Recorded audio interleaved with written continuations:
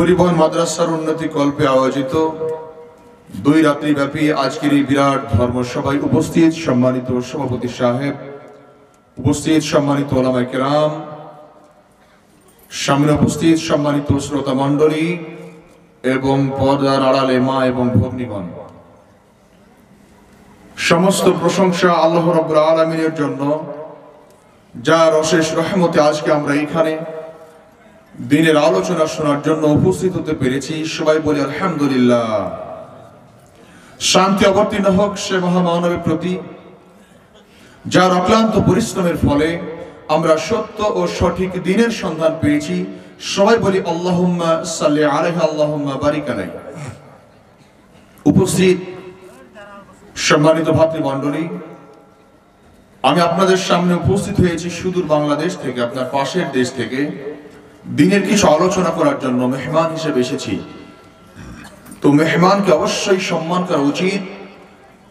মেহমানকে সম্মান যারা করে না তারা কৃপণ কাঞ্জুস। তো আমি আপনাদেরকে অনুরোধ করব, রাত্রি 11টায় আপনাদের সামনে আমি এসেছি, খুব বেশি রাত হয়নি। আশা করি আপনারা আমার আলোচনা, সংক্ষিপ্ত আলোচনা শুনে শেষ করে তারপরে যাবেন, ইনশাআল্লাহ যাবেন তো।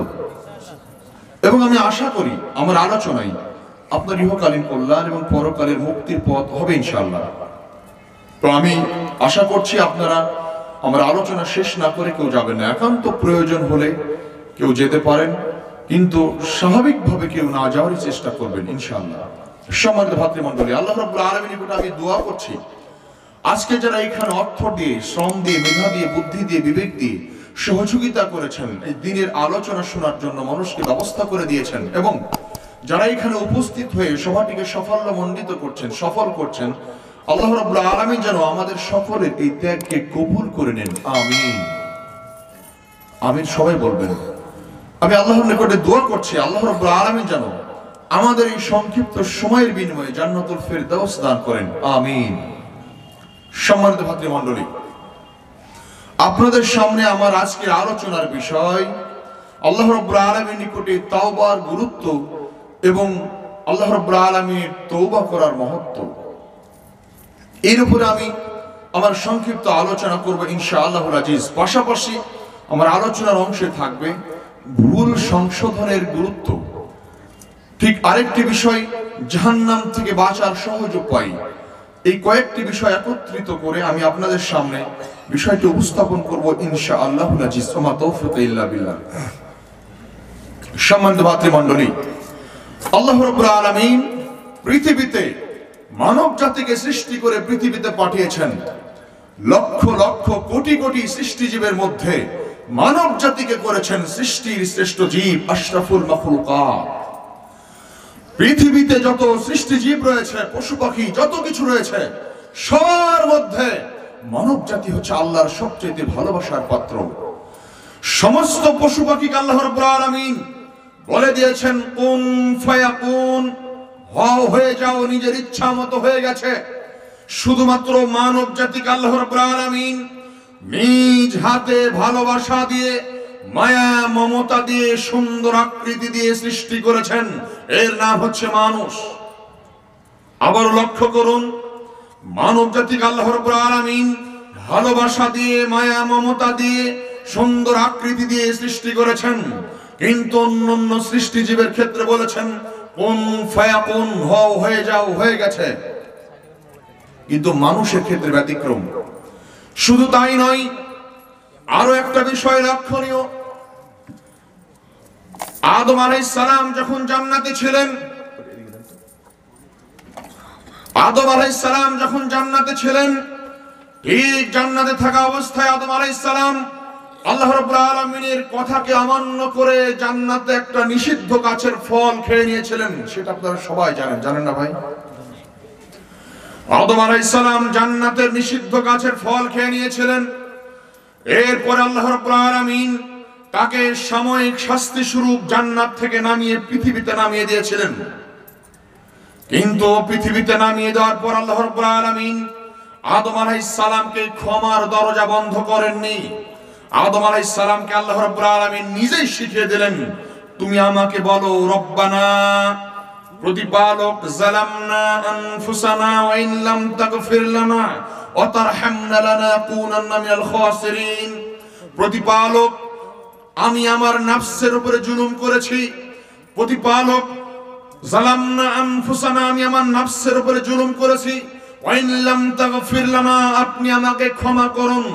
আপনি যদি ক্ষমা না করেন, ক্ষমা করার কেউ নেই। ওয়া তারহামনা, আপনি যদি দয়া না করেন, তাহলে পরে দয়া করার কেউ নেই। সম্মানিত ভাতৃমণ্ডলী, যে আল্লাহ রাব্বুল আলামিন আদম আলাইহিস সালামকে শাস্তি দিয়ে জান্নাত থেকে পৃথিবীতে নামিয়ে দিলেন, সেই আদম আলাইহিস সালামকে আবার ক্ষমার দরজা দেখিয়ে দিচ্ছেন, এইভাবে আমাকে বললেই তোমাকে ক্ষমা করা হবে। আশাবাসী ইবলিস জান্নাতে ছিল না, আপনারা জানেন না? আমার সাথে কথা বলবেন, যদি দাঁতি লেগে থাকেন তাহলে আমি আলোচনা ছেড়ে দেব অল্পতেই। আমি জিজ্ঞেস করলে উত্তর দিবেন, না জানলে আমাকে জানাতে হবে, কারণ আমি আপনাদেরকে শেখাতে এসেছি, কিছু জানাতে এসেছি। যদি না জেনে থাকেন আমাকে জানাতে হবে, ঠিক না ভাই? আমার সাথে কথা বলবেন, দাঁতি লেগে থাকবেন না। ইবলিস জান্নাতে ছিল, জান্নাতে থাকা অবস্থা আল্লাহ রাব্বুল আলামিন ইবলিসকে নির্দেশ দিল আদম আলাইহিস সালামকে সিজদা করার জন্য। পৃথিবীর অধিকাংশ সবাই এই কথাটি জানে, এই সব মানুষের বিষয়টি জানে। আল্লাহ রাব্বুল আলামিন সূরা বাকারায় স্পষ্ট বর্ণনা করছেন, আদম আলাইহিস সালামকে সিজদা করার জন্য আল্লাহ রাব্বুল আলামিন ইবলিসকে নির্দেশ দিলেন। অতএব ইবলিস বলছে, আমি হচ্ছে আগুনের তৈরি, আদম হচ্ছে মাটির তৈরি, আদমকে আমি সিজদা করব মানে? সিজদা করেছিল? সিজদা করেনি। আল্লাহ রাব্বুল আলামিন তার কথা অমান্য করার কারণে ইবলিসকে শাস্তি স্বরূপ জান্নাত থেকে নামিয়ে পৃথিবীতে একদম মারদুদ বিতাড়িত করে দিয়েছেন। একদম তার ক্ষমার দরজা বন্ধ করে তাকে জাহান্নামী ঘোষণা করেছেন, করেননি? ক্ষমার দরজা দিয়েছেন? ক্ষমার কোন সুযোগ দিয়েছেন? কোন সুযোগ দেননি। কিন্তু আল্লাহ রাব্বুল আলামিন মানব জাতিকে এত পরিমাণে ভালোবাসেন, এত পরিমাণে আদর করেন, এত পরিমাণে স্নেহ করেন, এত সুন্দর ভালোবাসা দিয়ে মানুষকে সৃষ্টি করেছেন, এই মানুষ যাতে জাহান্নামে না যায়, জাহান্নামে যাতে না যাই, এই জন্য অনেক পথ পদ্ধতি, দুআ, ইবাদত শিখিয়ে দিচ্ছেন। এবং মানুষ যাতে পৃথিবীতে থাকা অবস্থায় ভালো কাজের বিনিময়ে চির সুখ শান্তি পায় জান্নাতে, এই জন্য আল্লাহ রাব্বুল আলামিন আদম মানব জাতিকে পুরস্কার হিসেবে জান্নাত দেওয়ার জন্য আদম আলাইহিস সালামের ছেলে মেয়ে পৃথিবীতে যারা রয়েছে তাদেরকে আবার জান্নাতে ফেরত দেওয়ার জন্য, পাঠানোর জন্য আল্লাহ জান্নাতকে তৈরি করে রেখেছেন।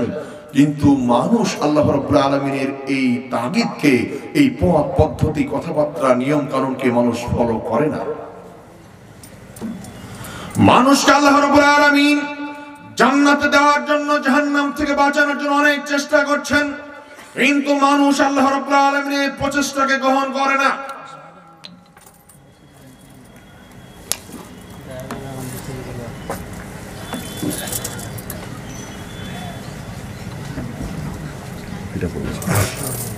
সম্মানিত ভাতৃমণ্ডলী, বলছিলাম মানব জাতিকে আল্লাহ রাব্বুল আলামিন জাহান্নাম থেকে বাঁচানোর অনেক চেষ্টা করছেন, অতএব মানুষ বাঁচার চেষ্টা করে না।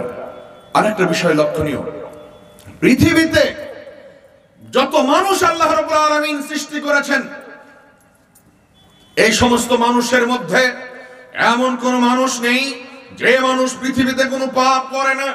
পৃথিবীতে এমন কোন মানুষ নেই যে মানুষের পৃথিবীতে কোনো ভুল নেই। যেমন কোন মানুষ পৃথিবীতে আজ পর্যন্ত জন্মগ্রহণ করেনি, যে মানুষ কোনো ভুল কাজ করেনি, আজ থেকে নিয়ে কিয়ামত পর্যন্ত এমন কোন মানুষ পৃথিবীতে আসবে না যে মানুষ কোনো পাপ করবে না। বলেন তো, আপনার এলাকায়, আপনার এইখানে উপস্থিত যত মানুষ আছেন, এমন কোন মানুষ আপনার এলাকাতে আছে বলতে পারবে যে মানুষটার কোনো ভুল নেই, পাপ নেই? এমন কোন মানুষ দেখাতে পারবেন, বলতে পারবেন? অসম্ভব। আপনি কি করে বলবেন? আমার নবী মুহাম্মদ সাল্লাল্লাহু আলাইহি সাল্লাম 1450 বছর পূর্বে ঘোষণা দিয়ে গেছেন, আবু দাউদের হাদিস, রাসূল সাল্লাল্লাহু আলাইহি সাল্লাম বলেছেন, কুল্লু বনি আদম খাত্তাউন ওয়া খায়রুল খাত্তাইনা তাওয়াবুন। পৃথিবীতে যত আদম সন্তান রয়েছে, পৃথিবীতে যত আদমের ছেলে মেয়ে রয়েছে, পৃথিবীতে যত মানুষ রয়েছে, সবাই পাপী, সবাই অপরাধী, সবাই ভুল করে, সবাই অন্যায় করে। ভুলের ঊর্ধ্বে কোনো মানুষ নেই। পৃথিবীতে যত মানুষ এসেছে সবাই ভুল করে, সবাই ভুল করেছে, সবাই ভুল করবে, পাপ করবে, পাপ করাটা স্বাভাবিক। আদম আলাইহিস সালাম ভুল করে গেছেন, আদম আলাইহিস সালাম আল্লাহর কথাকে অমান্য করে ভুল করেছেন, মুসা আলাইহিস সালাম ভুল করেছেন, ইব্রাহিম আলাইহিস সালাম নবী হয়েও ভুল করেছেন। আমরা সাধারণ মানুষ হয়েও ভুল করি, ভুল করব, করাটা স্বাভাবিক। ভুলের ঊর্ধ্বে কোনো মানুষ পৃথিবীতে নেই। আছে আরো একটা বিষয় লক্ষণীয়, আবু হুরায়রা রাদিয়াল্লাহু তাআলা আনহু বলেন, রাসূল সাল্লাল্লাহু আলাইহি সাল্লাম বলেছেন, লাউ লাম তুযনিবু লা যাহাবাল্লাহু বিকুম ওয়া জা বিকাউমিন ইয়াযরিবুনা ফাস্তাগফিরুল্লাহু তাআলা ফায়াগফিরু লাহুম। রাসূল সাল্লাল্লাহু আলাইহি সাল্লাম বলেন, পৃথিবীর মানুষ তোমরা যদি কোনো পাপ না করতে, তোমরা যদি কোনো অন্যায় না করতে, তোমরা যদি পৃথিবীতে কোনো অন্যায় পাপের সঙ্গে লিপ্ত না হতে, তাহলে আল্লাহ রাব্বুল আলামিন তোমাদেরকে পৃথিবী থেকে নিশ্চিহ্ন করে দিতেন, এই পৃথিবী থেকে তাড়িয়ে দিতেন, হটিয়ে দিতেন, এই পৃথিবীতে তোমাদেরকে ধ্বংস করে দিতেন। আরো একটা জাতিকে তিনি সৃষ্টি করতেন, ফাস্তাগফিরুল্লাহু তাআলা ফায়াগফিরু লাহুম, অতঃপর আল্লাহ রাব্বুল আলামিনের নিকটে তারা ক্ষমা চাইতো, আল্লাহ তাদেরকে ক্ষমা করতেন। হাদিস সহিহ মুসলিম। এই হাদিস থেকে আপনি কি বুঝলেন? রাসূল সাল্লাল্লাহু আলাইহি ওয়াসাল্লাম বলেন, তোমরা যদি পৃথিবীতে কোনো পাপের সঙ্গে জড়িত না হতে, তোমরা যদি পৃথিবীতে কোনো জেনা ব্যভিচার না করতে, তোমরা যদি পৃথিবীতে কোনো অন্যায় না করতে, সালাত পরিত্যাগ না করতে, সিয়াম পরিত্যাগ না করতে, তোমরা যদি নিশাবস্তু পান না করতে, আল্লাহ রাব্বুল আলামিন তোমাদেরকে পৃথিবী থেকে ধ্বংস করে দিতেন, তোমাদেরকে নিশ্চিহ্ন করে দিতেন, পৃথিবী থেকে হটিয়ে দিতেন, মানে আপনাকে আমাকে পৃথিবীতে রাখতেন না পাপ কাজ না করলে। আরো একটা জাতিকে তিনি সৃষ্টি করতেন, ফাস্তাগফিরুল্লাহু তাআলা, তারা আল্লাহর নিকট ক্ষমা চাইতো পাপ করার পর, ফায়াগফিরু লাহুম, অথবা আল্লাহ রাব্বুল আলামিন তাদেরকে ক্ষমা করতেন। সম্মানিত ভাতৃমণ্ডলী, আলোচ্য হাদিস থেকে প্রমাণিত হয় পৃথিবীতে মানুষ পাপ করবে, করাটা স্বাভাবিক। পৃথিবীতে মানুষ অন্যায় করবে, করাটা স্বাভাবিক। পৃথিবীতে মানুষ অন্যায়ের সঙ্গে জড়িত হবে, হওয়াটা স্বাভাবিক। পৃথিবীতে মানুষ যাবতীয় পাপের সঙ্গে জড়িত হবে, হওয়াটা স্বাভাবিক। মানুষকে পাপ করার জন্য আল্লাহ সৃষ্টি করেছেন। মানুষই পাপ করে, গরু ছাগল নয়। মানুষই পাপ করে, পশু পাখি নয়। মানুষই ভুল করে, গরু ছাগল নয়। মানুষই পাপ করে, পশু পাখি নয়। কথা ঠিক নয়? পাপ মানুষই করে, জাহান্নামে মানুষই যাবে, পশু পাখি যাবে না। জান্নাতে মানুষই যাবে, পশু পাখি যাবে না। জাহান্নামে মানুষ যাবে, পশু পাখি যাবে না। পাপ মানুষ করবে, পশু পাখি করবে না। কিন্তু এইখান হাদিস থেকে বোঝা গেল পৃথিবীতে মানুষ ভুল করবে, পাপ করবে, করাটা স্বাভাবিক।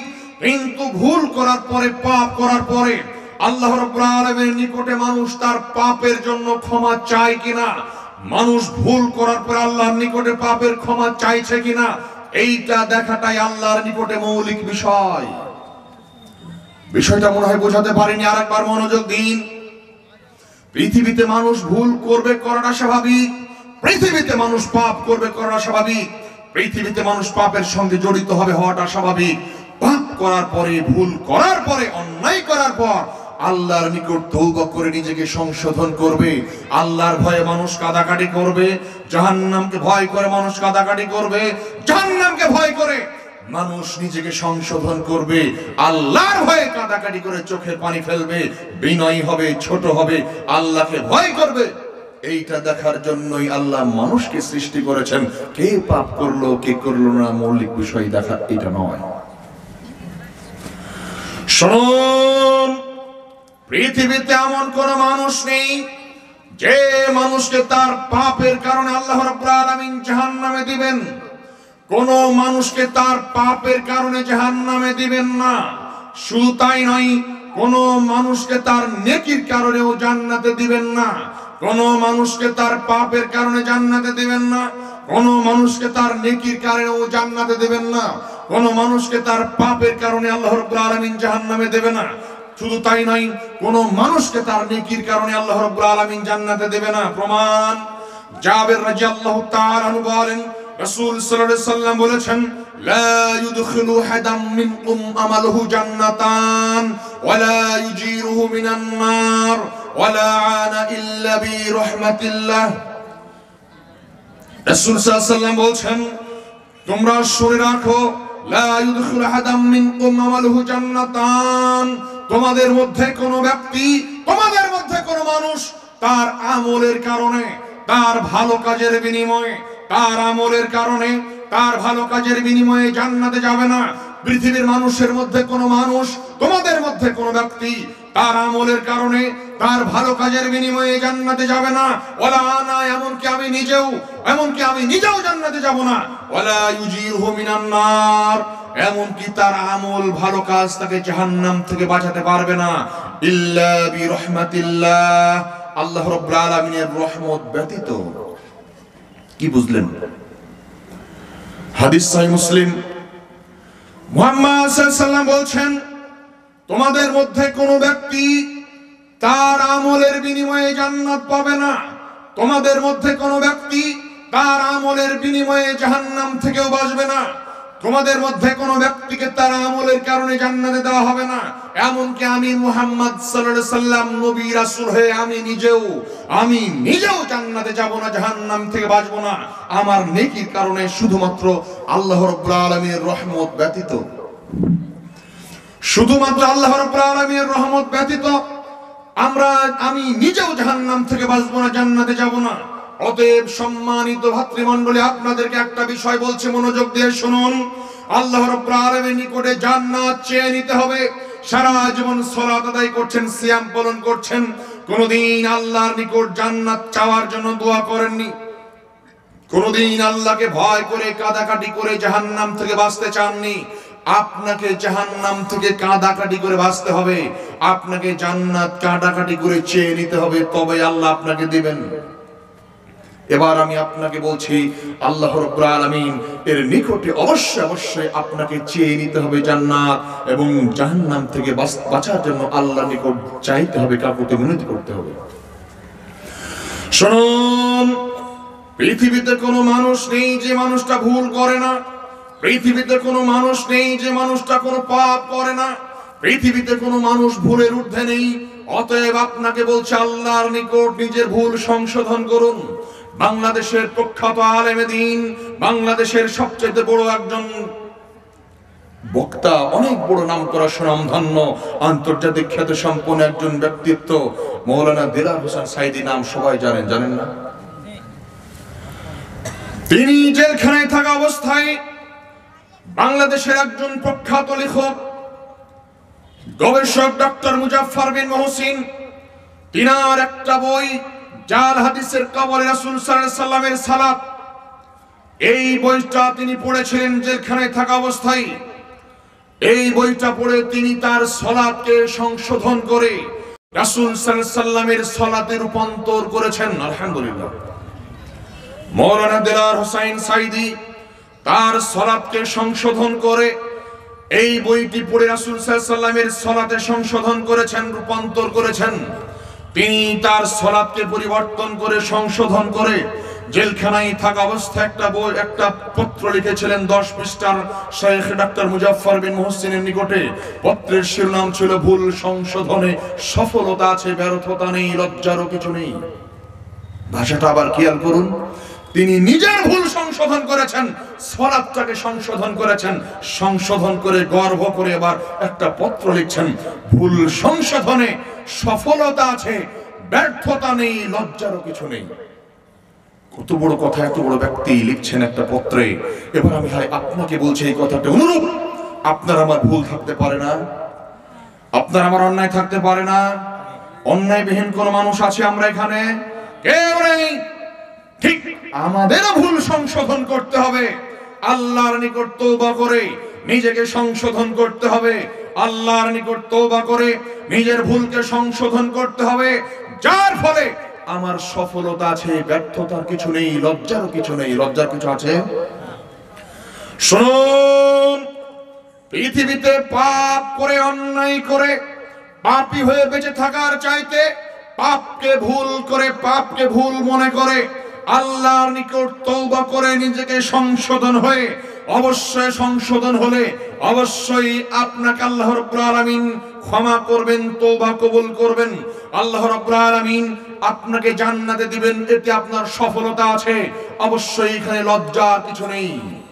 সম্মানিত ভাতৃমণ্ডলী, বলছিলাম আল্লাহ রাব্বুল আলামিন বলছেন, ইয়া আইয়ুহাল্লাযীনা আমানু তুবু ইলাল্লাহি তাওবাতান নাসুহা আসা রাব্বুকুম মান ইউকাফির আনকুম সাইয়্যাতিকুম ওয়া ইউদখিলুকুম জান্নাতিন তাজরি মিন তাহতিহাল আনহার।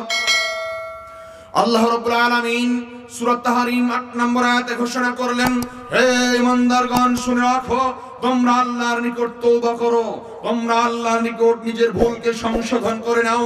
তুবু ইলাল্লাহি তাওবাতান নাসুহা, খালিস তওবা করো, একদম খালিস তওবা। খালিস তওবাটা কি?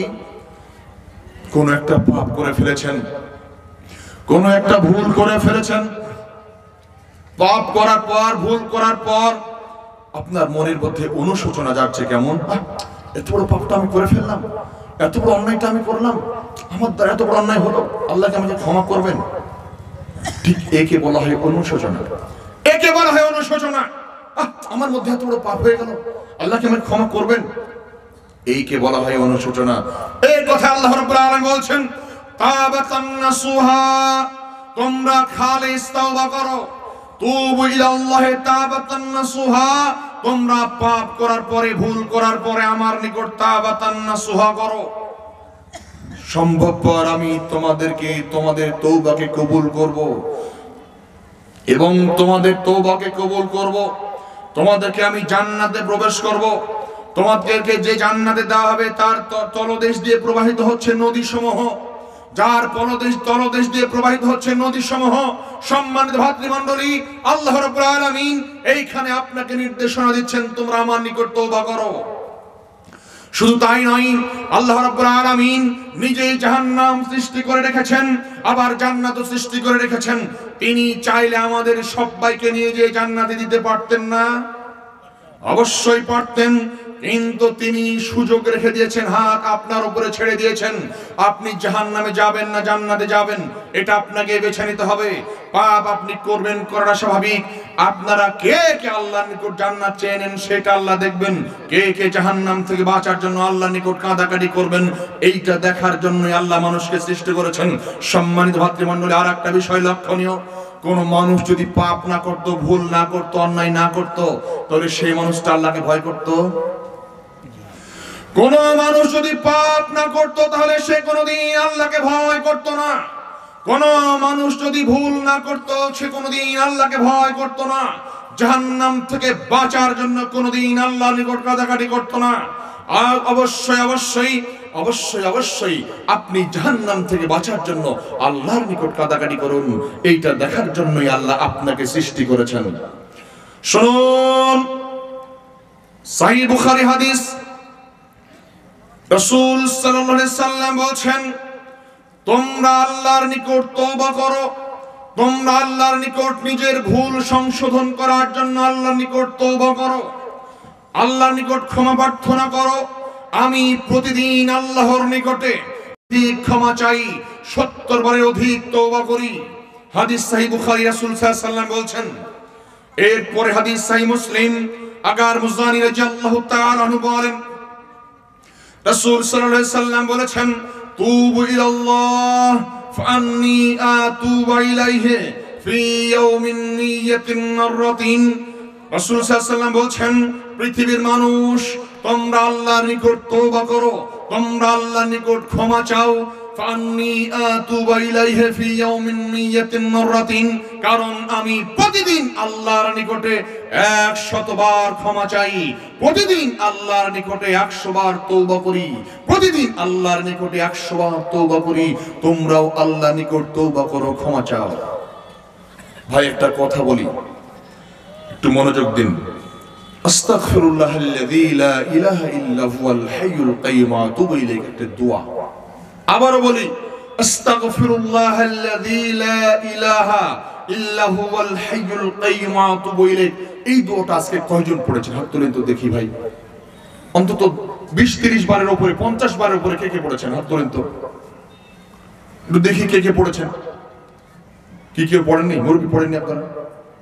আস্তাগফিরুল্লাহাল্লাযী লা ইলাহা ইল্লা হুয়াল হাইয়ুল কাইয়্যুম ওয়া আতুবু ইলাইহি। এই দোয়াটা অন্তত 50 বারের অধিক কে কে পড়েছেন? একজন, দুইজন, তিনজন। আর কেউ আছেন? ভাই জানেন আমি শেখার জন্য বলছি, কথাটা শেখাবো ওই জন্য বলছি। 5, 6, 7, 8, 9, 10 কোন প্রোগ্রামে জিজ্ঞাসা করলে 10 থেকে 15 জন, এখানে 10 জন পেয়েছি, হয়তো আরো 5 জন আছেন যারা হাত তোলেননি। এর উপরে মানুষ পাওয়া যায় না। কিন্তু একটা বিষয় আপনাকে বলি, বলেন তো পাপকারীর সংখ্যা আমরা সবাই, তাই নয় কি? আমরা সবাই পাপ করি না? রাসূল সাল্লাল্লাহু আলাইহি ওয়াসাল্লামের কথাই বলছেন, এই দোয়াটা তোমরা প্রতিদিন 100 বার আল্লাহর নিকটে পড়ো। আমি মুহাম্মদ সাল্লাল্লাহু আলাইহি ওয়াসাল্লাম নিজে পড়ি, তোমরাও পড়ো। আমি আপনাদেরকে বলছি ভাই, এবার একটা কথা মনোযোগ দিন।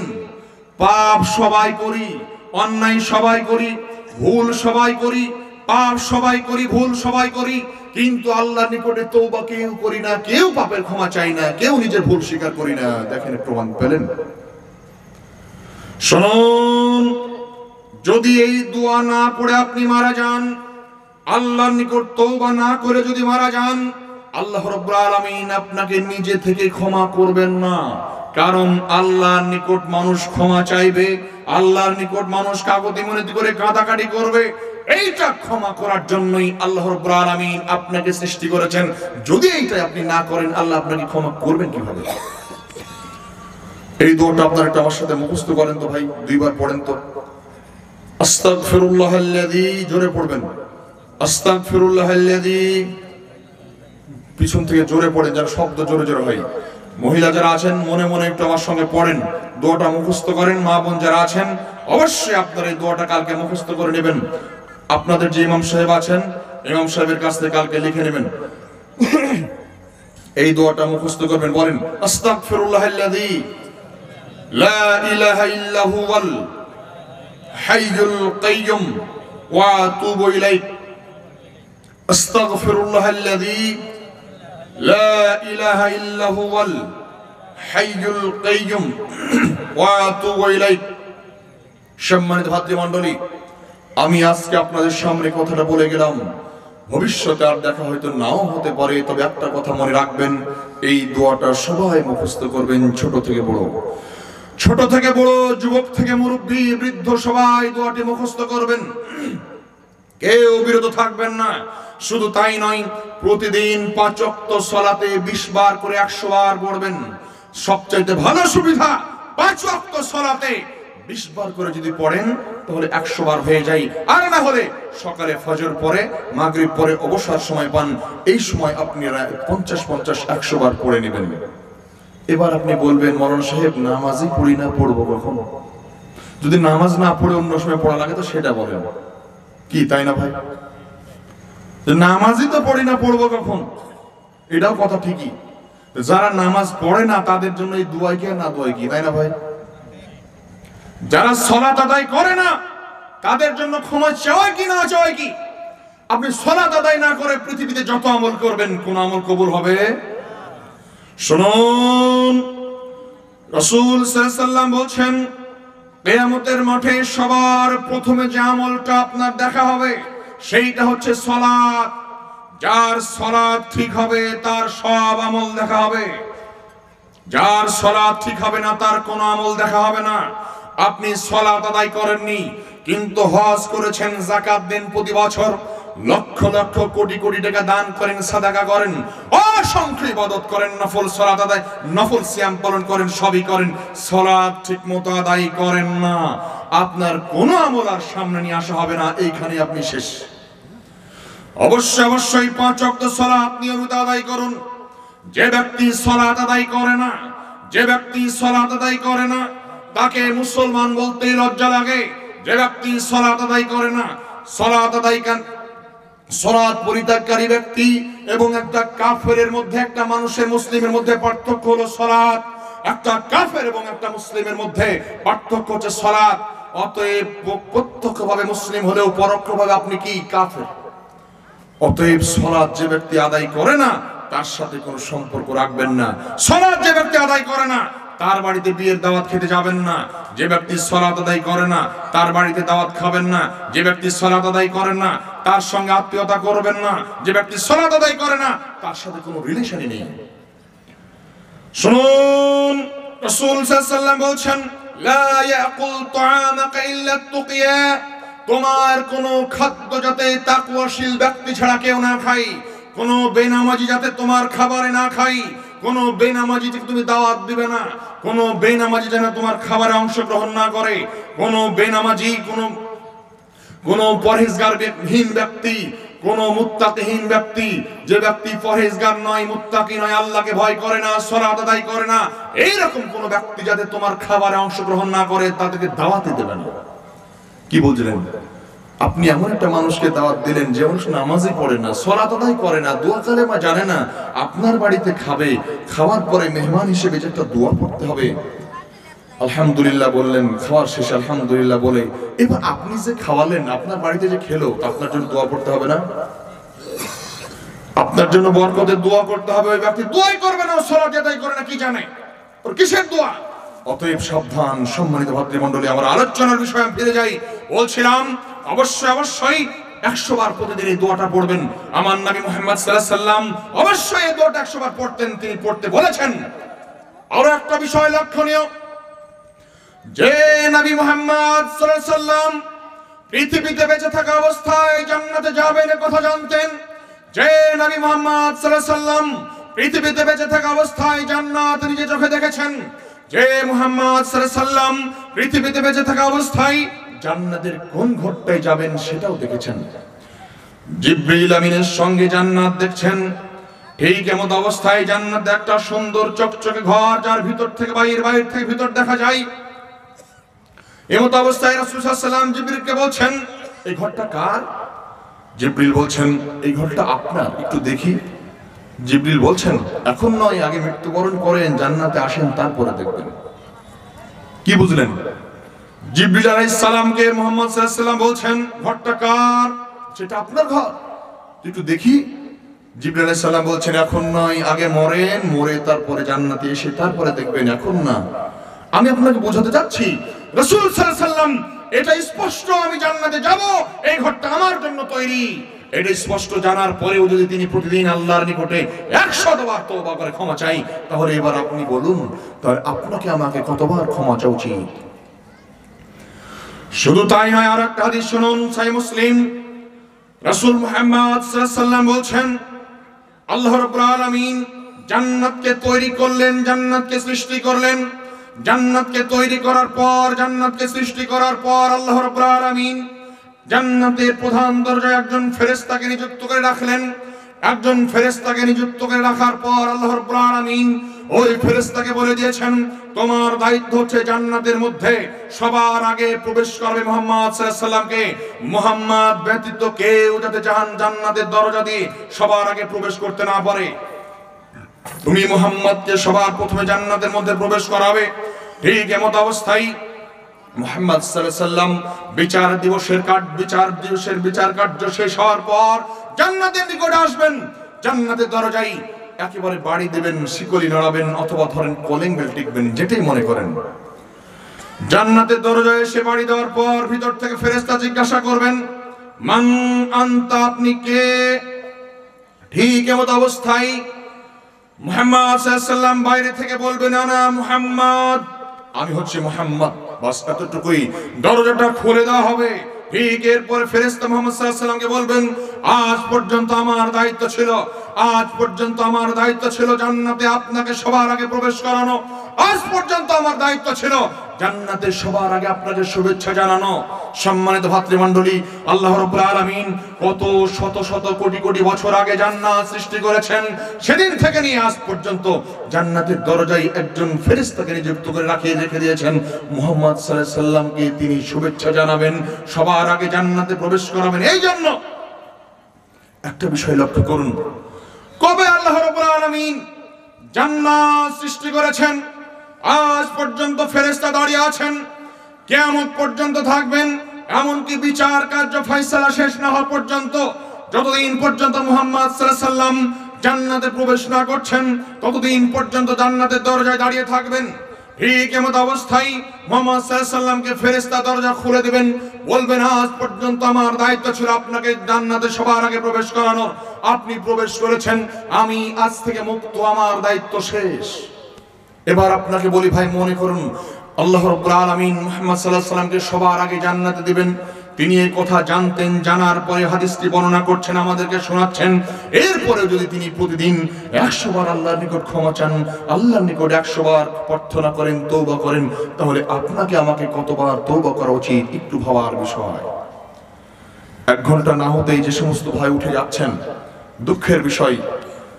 1 ঘন্টা না হতেই যে সমস্ত ভাই উঠে যাচ্ছেন, আসলে দুঃখের বিষয়। আপনারা তওবা চাবেন কখন? তওবা করার নিয়ম পদ্ধতি শুনলেন না, চলে গেলেন। আপনাদের জান্নাতে কি আর জাহান্নামে কি? আপনাদের জান্নাতে কি আর জাহান্নামে কি? ভাই বলেন তো, একটা বিষয় আপনাকে বলি, পৃথিবীতে যে ব্যক্তির জান্নাতে যাওয়ার কোনো আশা নেই, পৃথিবীতে যে মানুষের জান্নাত পাওয়ার কোনো আশা নেই, আকাঙ্ক্ষা নেই, পৃথিবীতে যে মানুষের কোনো জান্নাতে পাওয়ার আশাও নেই, আকাঙ্ক্ষাও নেই, বলেন তো এটা কি মানুষ? বলেন, কথা আমার সাথে বলেন। যে ব্যক্তি মরার পরে জান্নাতে যাবে এমন আশা যার মধ্যে নেই, সেটা কি মানুষ? বলেন তো, পশুর কোনো জান্নাত জাহান্নামের চিন্তা আছে? পশুর জাহান্নামের ভয় আছে? পশুর জান্নাতে যাওয়ার কোনো আশা ভরসা আছে? কোনো আশা নেই। কিন্তু আপনি মানুষ, আপনি মরার পরে জান্নাতে যাব এমনটি যদি আশা ভিতরে না থাকে, এমন চেষ্টা প্রচেষ্টা যদি ভিতরে না থাকে, তাহলে পশুর মধ্যে আপনার মধ্যে কোনো পার্থক্য আছে? কোনো পার্থক্য নেই। অতএব ভাই আপনাকে বলছি, অবশ্যই মনোযোগ দিয়ে আলোচনা শুনুন। আমার আলোচনায় আপনার অবশ্যই ইহকালে কল্যাণ, পরকালের মুক্তির পথ হবে ইনশাআল্লাহ।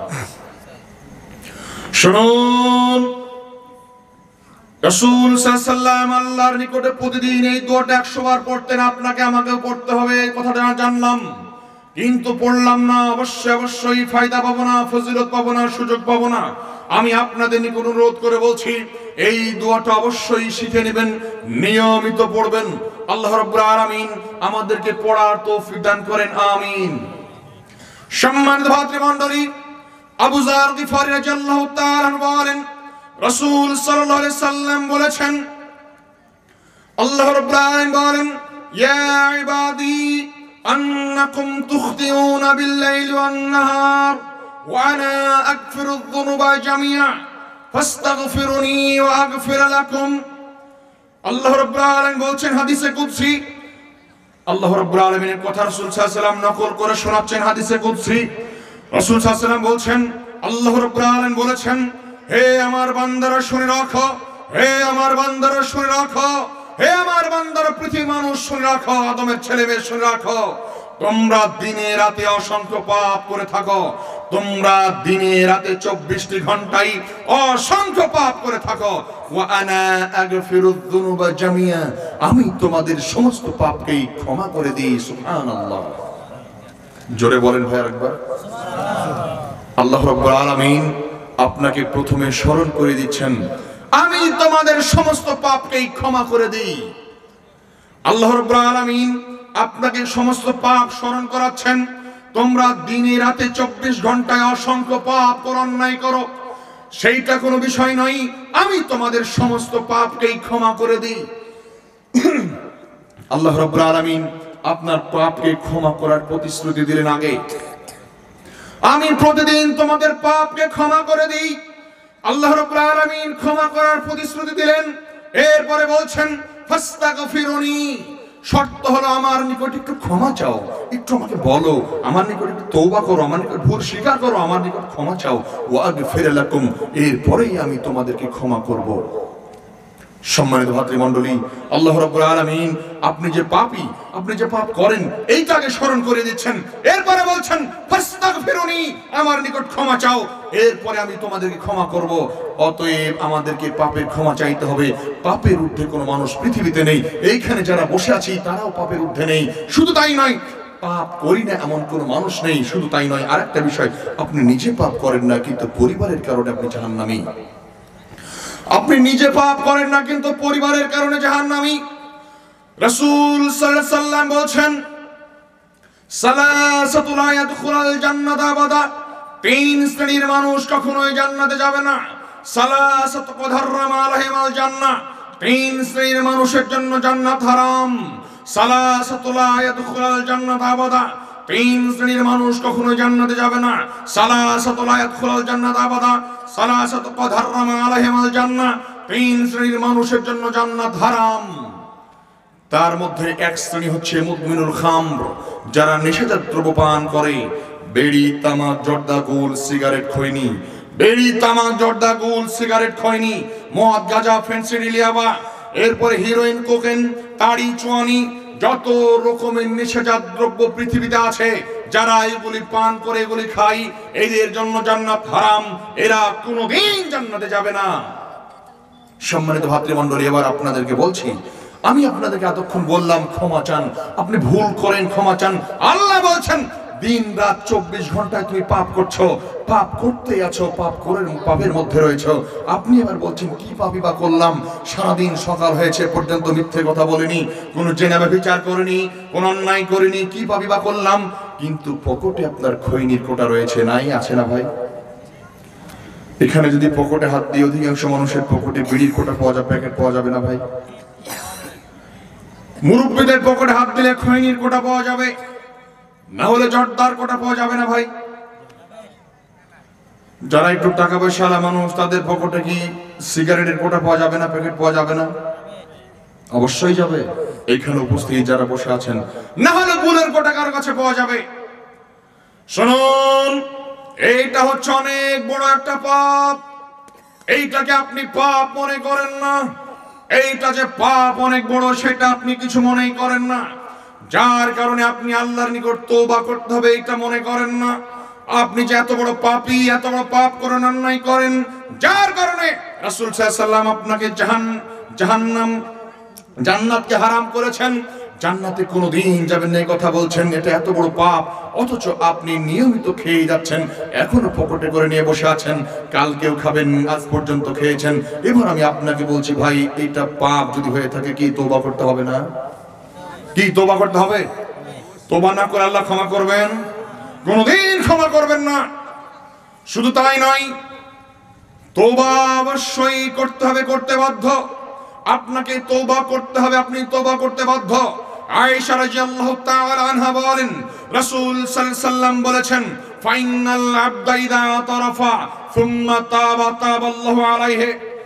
কোন ব্যক্তি যদি আল্লাহ রাব্বুল আলামিনের নিকটে তার পাপ কাজ তুলে ধরে ক্ষমা চাই, আল্লাহর নিকটে যদি পাপের কাজটা তুলে ধরে ক্ষমা চায়, আল্লাহকে বলে, আল্লাহ আমি এতদিন বিড়ি খেয়েছি, সিগারেট খেয়েছি, আজ থেকে তোমার নিকট তওবা করছি। আল্লাহ এতদিন পর্যন্ত আমি খৈনি খেয়েছি, গুল খেয়েছি, গাঁজা খেয়েছি, আমি আজকে তোমার নিকট তওবা করছি, তুমি আমাকে ক্ষমা করো। আল্লাহ ক্ষমা করবেন না? অবশ্যই ক্ষমা করবেন। সম্মানিত ভাতৃমণ্ডলী, যারা নেশাজাত দ্রব্য পান করেন, বেড়ি, তামাক, জর্দা, গুল, সিগারেট, খৈনি পান করেন, আমি আপনাকে বলছি মনে রাখুন। এবার আপনি হয়তো বলবেন, মৌলানা সাহেব আপনি কি শুধু বেড়ি, তামাক, জর্দাই দেখতে পান, আর কিছু দেখতে পান না? কিন্তু একটা বিষয় আপনাকে বলি ভাই, শুনুন তো, এইখানে যারা সন্ধ্যা থেকে নিয়ে বসেছিলেন, এখন যারা বসে আছেন, কারো কাছে কি মদের বোতল পাওয়া যাবে? মদের বোতল থাকতে পারে কারো কাছে? পৃথিবীতে যত নেশার বস্তু রয়েছে সব হচ্ছে মদ। পৃথিবীতে যত নেশা রয়েছে সব এক কথাই মদ। বেড়িও মদ, তামাক মদ, জর্দা মদ, গুল মদ, অবশ্যই এগুলি সব মদ। জর্দা মদ, গুল মদ, বেড়ি এবং সিগারেট, খৈনি যা আছে, এগুলি সব এক কথাই মদ। রাসূল সাল্লাল্লাহু আলাইহি ওয়াসাল্লাম বলছেন, হাদিস সহিহ মুসলিম। শুনুন, যে ব্যক্তি বেড়ি, তামাক, জর্দা, গুল, সিগারেট, খৈনি পান করে, যারা গুল খায়, এরা সবাই এক কথাই মদ খায়, রাসূল সাল্লাল্লাহু আলাইহি ওয়াসাল্লামের ভাষা। সম্মানিত ভাতৃমণ্ডলী, যারা এই কাজ করে আসছেন, আল্লাহর নিকটে তওবা করুন, আল্লাহর নিকটে ভয় করুন, আল্লাহকে ভয় করে, জাহান্নামকে ভয় করে কাকুতি মিনতি করুন, আল্লাহর নিকট তওবা করুন, নিজেকে সংশোধন করুন। শুধু তাই নয়, যারা বেড়ি, তামাক, জর্দা, গুল, সিগারেট, খৈনি খায়, এরা যারা সালাত আদায় করে, আজকে যদি এক টান বিড়িতে দেন, আজ থেকে নিয়ে আগামী 40 দিন পর্যন্ত কোন ইবাদত আল্লাহ রাব্বুল আলামিন কবুল করবেন না। শুনুন, যারা বেড়ি খান, গুল খান, খৈনি খান, তারা একদিন মুখে দেওয়ার পর সেদিন থেকে নিয়ে 40 দিন পর্যন্ত তার কোন ইবাদত আল্লাহ রাব্বুল আলামিন কবুল করবেন না। অবশ্যই অবশ্যই অবশ্যই অবশ্যই আপনারা এই বিষয়টিকে মূল্যায়ন করবেন। সম্মানিত ভাতৃমণ্ডলী, এই পাপ থেকে বিরত থাকুন, আল্লাহর নিকট তওবা করুন। আর একটা বিষয় লক্ষণীয়, রাসূল সাল্লাল্লাহু আলাইহি ওয়াসাল্লাম বলছেন, মা আসফালা মিনাল কা'বাইনি মিনাল ইজারি ফিন-নার লা ইয়ানজুরুল্লাহু ইয়াওমাল কিয়ামা ইলা মান যাররা ইজরাহু বাতারান। কোন ব্যক্তি যদি তার প্যান্ট পায়জামা পোশাক টাকনুর নিচে ঝুলিয়ে পড়ে, ওই ব্যক্তি জাহান্নামী। কোন ব্যক্তি যদি তার প্যান্ট পায়জামা পোশাক টাকনুর নিচে ঝুলিয়ে পড়ে, ওই ব্যক্তি জাহান্নামী। সম্মানিত ভাতৃমণ্ডলী, বলেন তো এই কোয়ালিটির লোকের সংখ্যা আমাদের এখানে কম না বেশি? বেশি। কিন্তু তওবা কে করে না, কেউ ক্ষমা চায় না।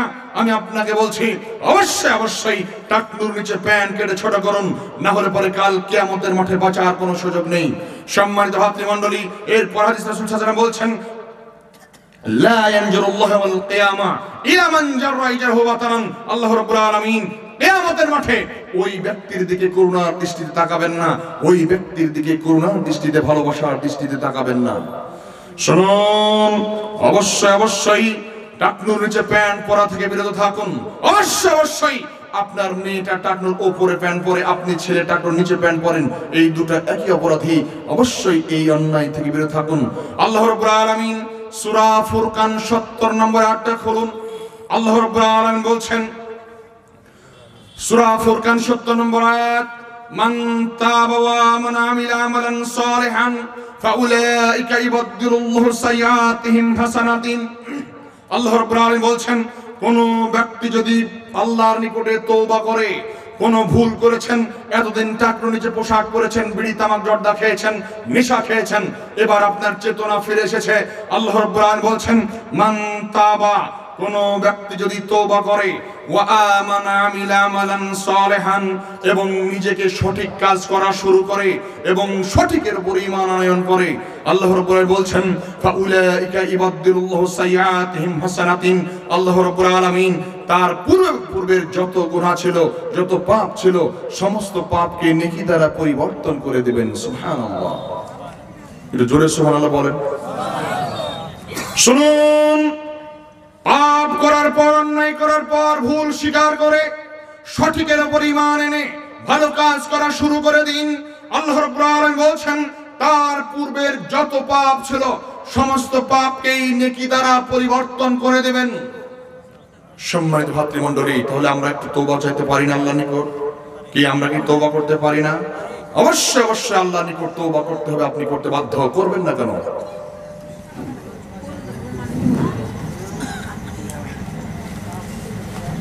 আচ্ছা, আপনারা যে উঠে যাচ্ছেন যারা, আচ্ছা আমাকে আলোচনা কি বুঝতে অসুবিধা হচ্ছে? না, ভালো না লাগলে বলে দিন তো। উঠে যাচ্ছেন কেন? 1 ঘন্টা কতক্ষণ হলো দেখুন? 1 ঘন্টা পূরণ হয়নি, আর 5 মিনিট বাকি আছে। তা আপনারা যারা উঠে যাচ্ছেন, আসলে এটা কেমন কথা বলেন তো ভাই? এটা খুব দুঃখজনক ঘটনা। আমার আলোচনা যদি খারাপ লাগে বলে দেবেন সাইডে এসে। আলোচনা ঠিক আছে। তো উঠে যাচ্ছেন কেন? আমি বিষয়টা বুঝতে পারছি না। আচ্ছা, একটা বিষয়, কি কি লাগবে? আরে কি কি লাগবে? সিমেন্ট লাগবে? সব কিছু লাগবে। সিমেন্ট লাগবে? বিল্ডিং করছেন? হ্যাঁ, সিমেন্ট লাগবে? আচ্ছা একটা বিষয়, 1 মিনিট কথা বলি, কেউ উঠবেন না, একটু বসেন তো। আপনারা যারা উঠে যাচ্ছেন, এই জন্য একটা কথাই না বারবার বলছেন যে এই মাদ্রাসার জন্য আমি আলোচনা শেষ করিনি, কিন্তু আমার আলোচনা পড়ে আছে, কোনো 1 দিন পড়ে আছে আলোচনা।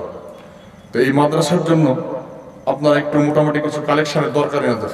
এই উদ্দেশ্যে আপনাদেরকে নিয়ে আসা হয়েছে। এক, বক্তব্য শুনবেন, দ্বিতীয়ত এখানে দান করবেন। তো আপনারা একটু আমাকে মোটামুটি কিছু দান দিবেন। সম্মানিত ভাতৃমণ্ডলী, যে যার কার দোয়া আল্লাহ কবুল করবেন সেটা আল্লাহ ভালো জানেন। আমার আগে 2-3 জন বক্তা গেছেন, তাদেরকে দান করেছেন, কিন্তু আমিও আপনাদের কাছ থেকে নিব, কিন্তু দোয়া কার কবুল হবে আল্লাহ ভালো জানেন। উঠে যান না, মুরব্বী বসেন তো, শেষ করে দিচ্ছি, আর 5 মিনিট সময় দেন, তারপর আলোচনা শুরু করছি। আচ্ছা, আমি একটা কথা বলি যে ভাই আপনারা একটু মোটামুটি মাদ্রাসা নিয়ত দেন। একটা কথা বলি, আমার আগের ভাই বলে গেছেন যারা মুরব্বী, তারা একটা বিষয় হচ্ছে, একটা হাদিস বলবো। কি একটা হাদিস বলি?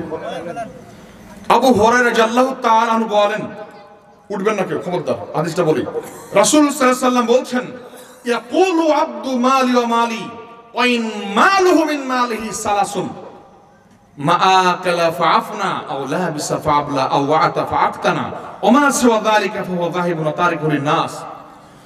হাদিস সহিহ বুখারী। রাসূল সাল্লাল্লাহু আলাইহি ওয়াসাল্লাম বলছেন, পৃথিবীতে মানুষ শুধু বলে আমার মাল আমার মাল, আমার সম্পদ আমার সম্পদ, বাড়ি আমার, গাড়ি আমার, জমি আমার, সব আমার, বলে না ভাই? কি আমার বলেন না? কিন্তু এটা হচ্ছে বোকা। যারা বলে না আমার আমার, এর হচ্ছে বোকা। রাসূল সাল্লাল্লাহু আলাইহি ওয়াসাল্লাম বলছেন, যারা আমার সম্পদ বলে এরা বোকা। কেমন? মা কালাফাফনা, যেটা তুমি খাও সেটা তোমার সম্পদ। আউলা বিসাফাবলা, যেটা আপনি পরে এসেছেন ছিঁড়ে ফেলবেন সেটা আপনার। আওয়াতাফাক্তানা, আজকে এখানে যেটা দান করবেন সেটা আপনার সম্পদ। ওমা সিওয়া যালিকা ফাহুয়া যাহিবুন তারিকুন লিন-নাস, এই বাদে তোমার 50 বিঘা জমি, বিরাট বড় বাড়ি, 2টা গাড়ি, ব্যাংক ভর্তি টাকা, যেটা রেখে তুমি চলে আসলে, এইটা হচ্ছে সমস্ত মানুষের সম্পদ, তোমার কোনো কাজে আসবে না। কাজে আসবে? ছেলে সন্তান আপনার জন্য দান করবে না, কোন ছেলে আপনার জন্য দান করবে এটা ভুল। ইল্লা মাশাআল্লাহ, হাজারে একজন করতে পারে। সম্মানিত ভাতৃমণ্ডলী, আপনাদেরকে এবার বলছি, যারা মুরব্বী, আপনাদের যাদের বাপ মারা গেছেন, মা মারা গেছেন, যে সমস্ত ভাইয়ের বাপ মারা গেছে, মা মারা গেছে, নিজের জন্য হয়তো দিয়েছেন, আপনার পিতামাতা আপনার জন্য যে সমস্ত সম্পদ রেখে গেছে, আপনার কি অধিকার নেই? আপনার সম্পদে তার অধিকার নেই? কি বলেন, অধিকার আছে না? তাহলে কি আপনার পিতামাতা যারা কবরে শুয়ে আছে, তারা আপনার নিকট কিছু পাওয়ার অধিকার রাখে না? এবং যারা মুরব্বী আজকে সম্পদের মালিক আছেন, তারা মোটামুটি কিছু দিবেন, যাতে আপনার পর কবরে শুয়ে থেকে এই নেকিটা পান। আপনার ছেলে আপনার জন্য কিছু করবে না। এই যে টাকাগুলো জমা করে নিয়ে বসে আছেন, রাসূল সাল্লাল্লাহু আলাইহি ওয়াসাল্লাম বলছেন, ইয়াতবাউল মাইয়িতা সালাসাতুন, মানুষ যখন মৃত্যুবরণ করে তাকে কবরে নিয়ে যাওয়া হয়, তখন মানুষের সঙ্গে 3টা জিনিস যায় সাথে।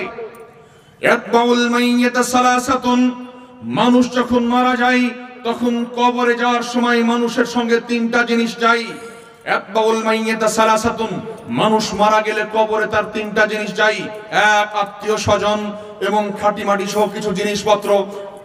3য় নাম্বার হচ্ছে আপনার আমল।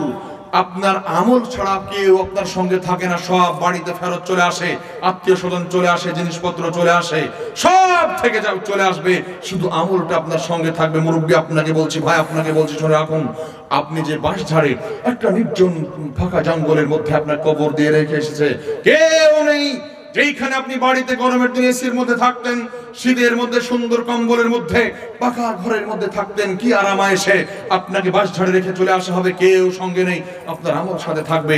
রাসূল সাল্লাল্লাহু আলাইহি ওয়াসাল্লাম বলছেন, কবরে শাস্তি হচ্ছে তোমার পিতামাতা, তুমি এই সময় দান করে দাও, শাস্তির সাথে সাথে বন্ধ।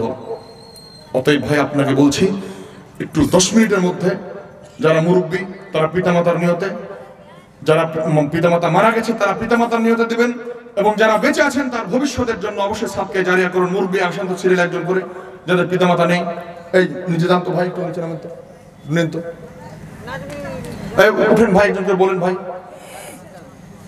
একজনকে বলেন, এই গামছা না, গামছা রাখেন, হাতে যান, কাছে যান, একজনকে উঠেন, মুরব্বী উঠেন না, বলেন কি দিবেন, যা পারবেন দিবেন, আমাকে দিন, দোয়া করি, খাস করে পিতামাতার জন্য দোয়া করি। উঠেন আপনি, উঠেন, উঠেন, আপনাকে বলছি মুরব্বী, তাকান না, উঠেন, সামনে যারা আছেন ভাই উঠেন, যা পারবেন দেন, দোয়া করি, খাস করে পিতামাতার জন্য দেন, দেন দেন, ভাই একজনকে ছেড়ে তুলেন তো, ধরে ধরে, যারা যারা মুরব্বী আছে, বাপ মা মারা গেছে, সবাই দিবেন, পিতামাতাকে ফাঁকি দিবেন না। 1 প্যাকেট সিমেন্ট, কি নাম আপনার? এই নাম লেখেন, কি নাম? বাবুল আলী। 1 প্যাকেট সিমেন্ট, কবে দিবেন সিমেন্ট? কাজ ধরলে দিবেন। আচ্ছা, দাদু দাদির জন্য দিলেন 200 টাকা। দাদু দাদি মারা গেছেন, কে দিল ভাই? আল্লাহুম্মা গফির লাহু ওয়ারহামহু, আপনারা পড়ে আমার সঙ্গে, আল্লাহুম্মা গফির লাহু ওয়ারহামহু, আল্লাহ রাব্বুল আলামিন ওনার দাদা দাদিকে যেন জান্নাতুল ফিরদাউস দান করে, গুনাহ খাতা মাফ করে, আমিন। চলে যাচ্ছেন কেন? খবরদার যাবেন না কেউ। কার নিয়তে? আপনার নিয়তে। আল্লাহুম্মা সাল্লি আলাইহি বারিক আলাইহি। ভাই দিয়েছেন 500 টাকা, বসেন। যাদের পিতামাতা মারা গেছে, মুরব্বী যারা, আপনার মা বাবার জন্য 500 টাকা। কয় বিঘা জমি রেখেছে আপনার বাপ আপনার জন্য? 5-7 বিঘা দিলেন, 500 টাকা হয়, এটা হলো 5-7 বিঘা। একটা বিষয় মনে রাখেন, জাহান্নাম বড় কঠিন জায়গা। জাহান্নাম বড় কঠিন জায়গা, কবর অনেক কষ্টদায়ক জায়গা, কবর অনেক বিপজ্জনক জায়গা, কবর অনেক বিপজ্জনক জায়গা, কবর অনেক কঠিন জায়গা, জটিল জায়গা কবর। কবর থেকে বাঁচার সুযোগ নেই। রাসূল সাল্লাল্লাহু আলাইহি ওয়াসাল্লাম বলছেন কবর থেকে বাঁচার একটাই উপায়, দান করতে হবে। অতএব যারা চুপ করে বসে থাকলেন, পিতামাতার জন্য দিলেন না, অবশ্যই এটা আপনার অন্যায় করলে। যা হোক, আমার আলোচনা বাকি আছে, আমি আমার আলোচনায় ফিরে যাই। সম্মানিত ভাতৃমণ্ডলী, বলছিলাম এক শ্রেণীর মানুষ যারা নিজে পাপ করে না কিন্তু তার পরিবারের কারণে জাহান্নামী। এক শ্রেণীর মানুষ যারা নিজে পাপ করে না কিন্তু তার পরিবারের কারণে জাহান্নামী। রাসূল সাল্লাল্লাহু আলাইহি ওয়াসাল্লাম বলেছেন সালাসাতু কদ হারামা আলাইহিমাল জান্নাহ, তিন শ্রেণীর মানুষের জন্য জান্নাত হারাম। তার মধ্যে এক শ্রেণী হচ্ছে দায়ুস। দায়ুসকে আল্লাযী ইউকিরু ফি আহলিহাল খাবাসা। দায়ুস হচ্ছে ওই ব্যক্তি যে ব্যক্তি তার পরিবারে বেহায়াগিরি চালায়, যার পরিবার বেহায়ার মতো চলে, হচ্ছে দায়ুস। সম্মানিত ভাতৃমণ্ডলী, আপনি 5 ওয়াক্ত সালাত আদায় করেন, সিয়াম পালন করেন, যাকাত দেন, হজ করেছেন, অনেক কিছু করেছেন, অনেক কিছু করেন, ঠিক এমন অবস্থায় আপনার মেয়ে আপনার স্ত্রী বেহায়ার কারণে, আপনার মেয়ে আপনার স্ত্রীর বেহায়াগিরির কারণে, বেপরদার কারণে আপনি হচ্ছেন দায়ুস। শুনুন, আপনার পরিবার, স্ত্রী, আপনার মেয়ে কিভাবে চলবে রাসূল সাল্লাল্লাহু আলাইহি ওয়াসাল্লাম 1450 বছর পূর্বে নিয়ম কানুন বলে দিয়েছেন। আল্লাহ রাব্বুল আলামিন বলে দিয়ে গেছেন। আচ্ছা 20 কেজি ভুট্টা আমার। কতটি ভুট্টা আছে জমিতে আপনার? আচ্ছা যা আছে বলেন না, শুনি একটু, একটু বলেন, শুনি একটু, অসুবিধা নেই। কয় কিলো? হ্যাঁ, 8-9 বিঘা। 8-9 বিঘার ওষুধ কতটি হবে জানেন? ওষুধ দেন না? দিচ্ছি তো দিচ্ছি। না, তো আপনি 20 কিলো দিচ্ছেন কেন? ওষুধ তো বাড়াবে আপনার 5-10 কুইন্টাল হবে তো, তাহলে আরো দিতে হবে না? না, মাদ্রাসাতে বেশি দিতে হবে আপনার, সবচেয়ে বেশি মাদ্রাসায়। আপনি 1 কুইন্টাল লেখেন, না তো লাগবে না। ওষুধ দেন না নাকি? দিতে তো ওষুধ দিলে আপনি 1 কুইন্টাল দিতে সমস্যা কি? আপনার তো দিবেন না, এটা মাদ্রাসারই তো। 25 কেজি করবেন। জাযাকাল্লাহ খায়ের। ভাই দিয়েছেন কত টাকা? আল্লাহুম্মা সাল্লি বারিক আলাইহি। 25 কেজি না, আপনি 1 মণ লেখেন, অন্তত 10 মণ আপনার ইয়া বাড়াবে, ওষুধ বাড়াবে। 1 মণ লেখেন তোর নামে। আচ্ছা 50 টাকা দিন।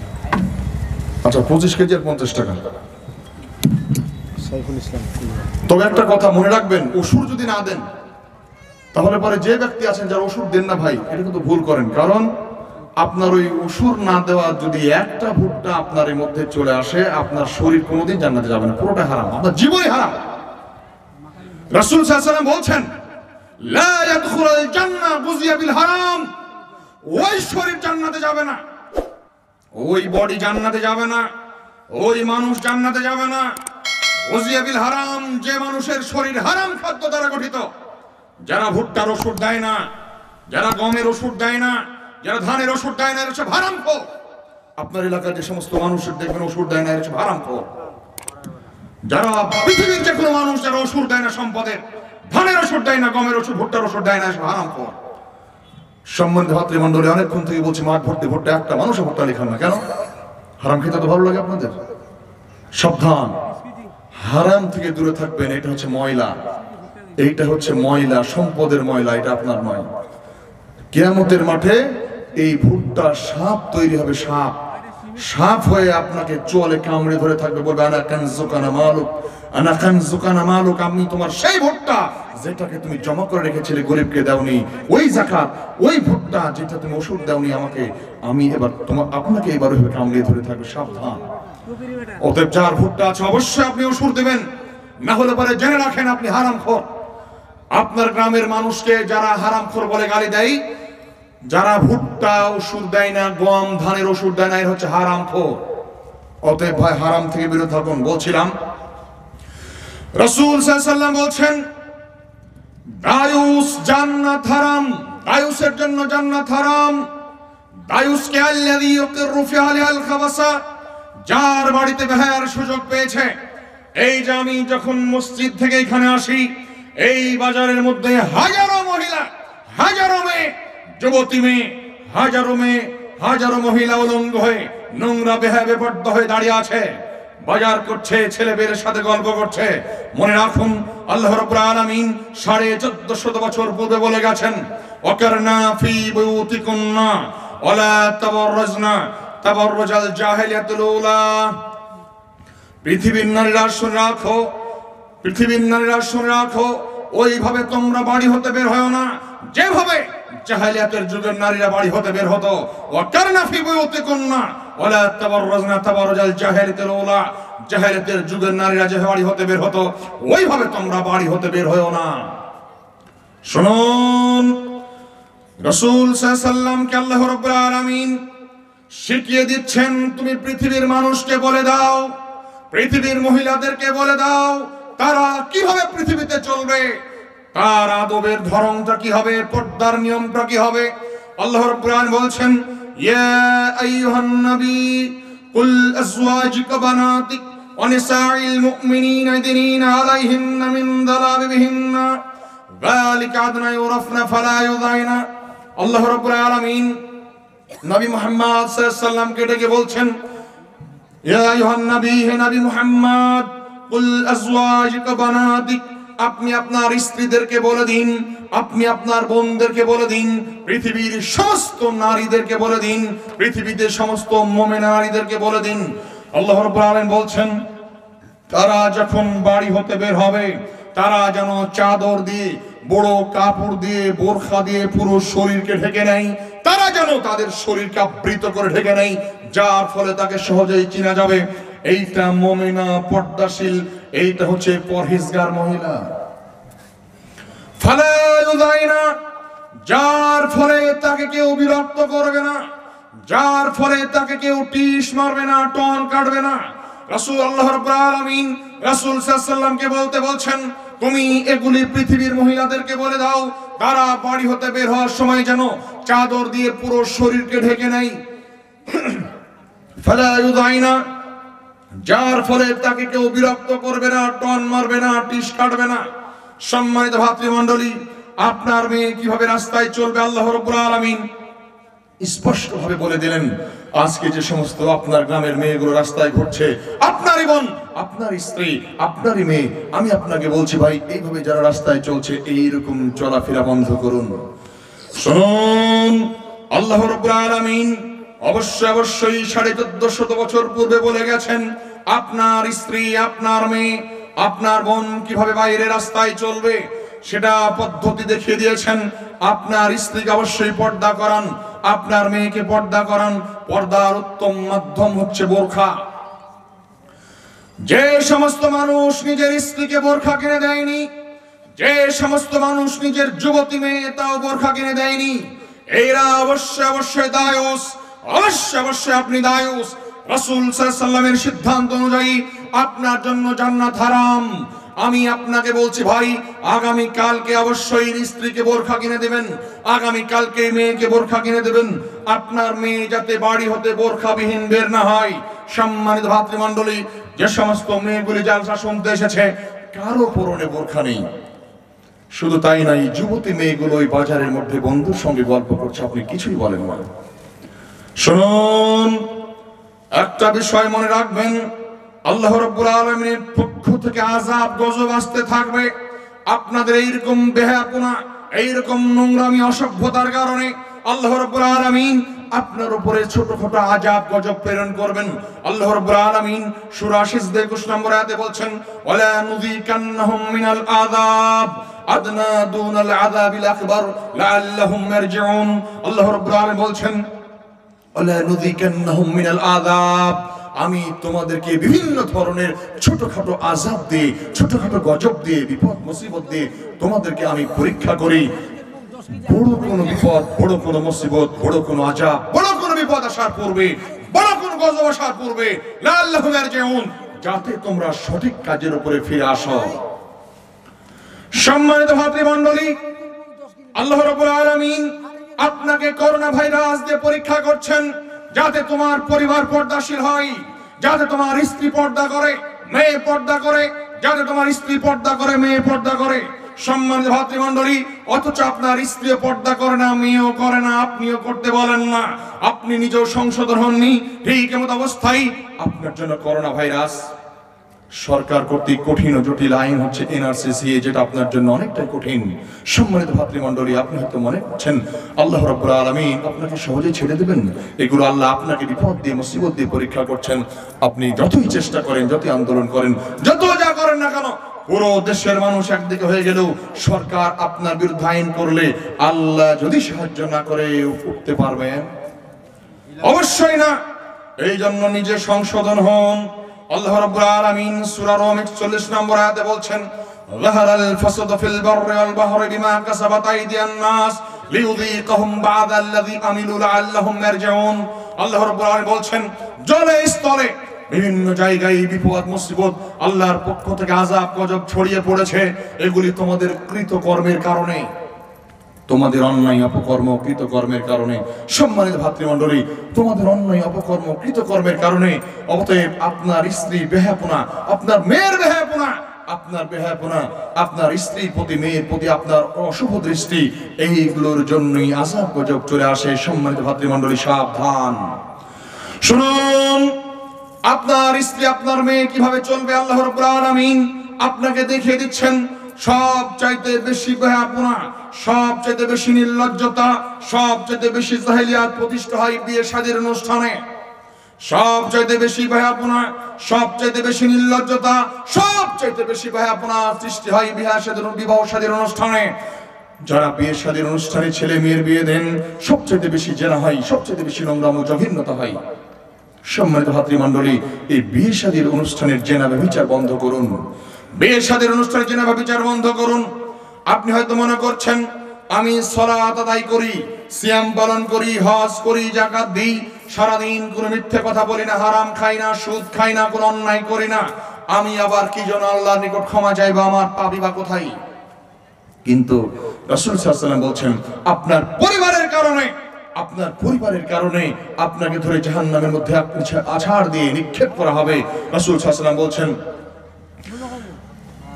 রাসূল সাল্লাল্লাহু আলাইহি ওয়াসাল্লাম বলছেন, কোন ব্যক্তি যদি জাহেলিয়াতের কোন একটি কর্মকাণ্ড করে, কোন ব্যক্তি যদি জাহেলিয়াতের কোন একটি কাজ করে, তাহলে তাকে ধরে জাহান্নামের মধ্যে আছাড় দিয়ে ফেলে দেওয়া হবে। অতএব এগুলি হচ্ছে সব জাহেলিয়াত। আরেকটা বিষয় লক্ষণীয়, রাসূল সাল্লাল্লাহু আলাইহি ওয়াসাল্লাম বলছেন, লা তুবাসিরুল মারাতু ওয়াল মারা ফাতানআদহা লিজাওজিহা কান্নাহু ইয়ানজুরু ইলাইহা। লা তুবাসিরুল মারাত ফাতানআদহা লিজাওজিহা কান্নাহু ইয়ানজুরু ইলাইহা। একজন মেয়ে যেন একজন মেয়ের শরীরে হাত না দেয়। রাসূল সাল্লাল্লাহু আলাইহি ওয়াসাল্লাম বলছেন, হাদিস সহিহ বুখারী মুসলিম, একজন মহিলা যেন একজন মহিলার শরীরে হাত না দেয়। তাহলে পরে এই মহিলা তার স্বামীর সামনে যে গল্প করবে, অমুকের শরীরটা এইরকম, অমুকের শরীরটা এই ধরনের, তখন এই স্বামী অন্তরের চোখ দিয়ে তাকে দেখবে, যার ফলে তার অন্তরের জেনা হয়ে যাবে।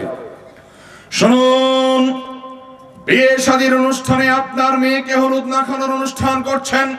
কি হলুদ মাখানোর অনুষ্ঠান হয় না ভাই এলাকায়?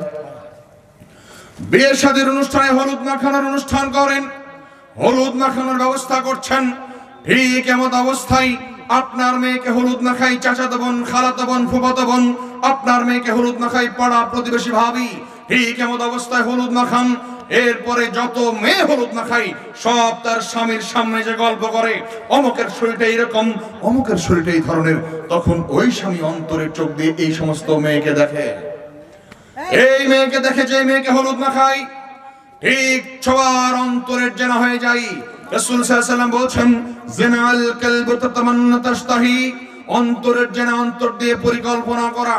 জিনার রিজলি আমশি, পায়ের জেনা পা দিয়ে চলা। জেনাল আইনানি জিনাহামান নাজরো, চোখের জেনা চোখ দিয়ে দেখা।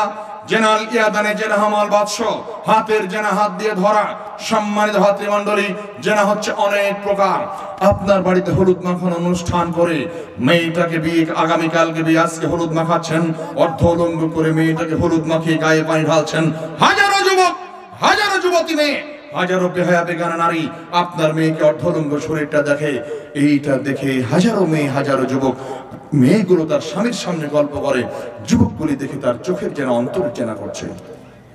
কি ভাই করে না? শুনুন, অবশ্যই অবশ্যই এই ধরনের বেহায়াপনা, জঘন্যতা থেকে বিরত থাকুন।